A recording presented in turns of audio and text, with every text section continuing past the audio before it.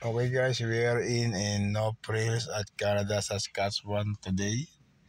So after work, it's half day because slow.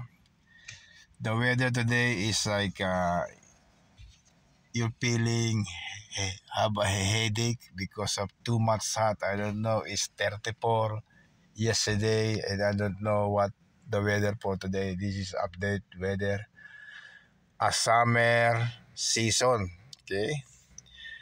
It's a Thursday, 21 of August. So as you can see, have a nice weather. See all the surrounding area from the Nopris and ECS. Okay, that's Esteban Cornerstone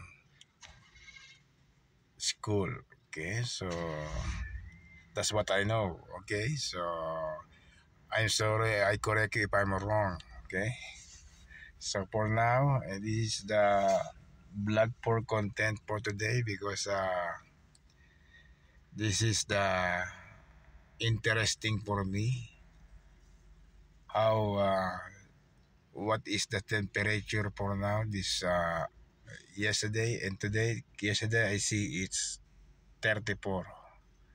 But I don't know if it's more than 30 or less than 30 the temperature. So it's a nice weather for outdoor activities or outdoor work or job or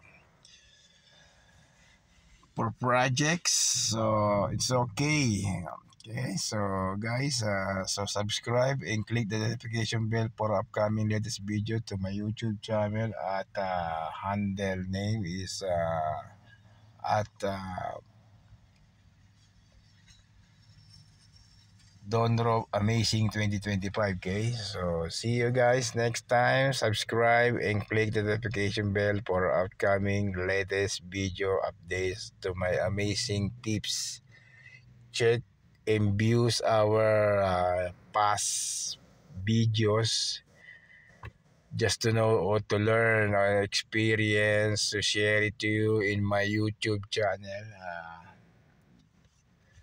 Maybe you can take some tips coming from me about cooking, restoration, saving money, make money, etc. etc. Okay, so see you guys, and that's all. And that's all for now. Okay, so I feel a headache because of hot condition. Okay, so see you guys. That's all.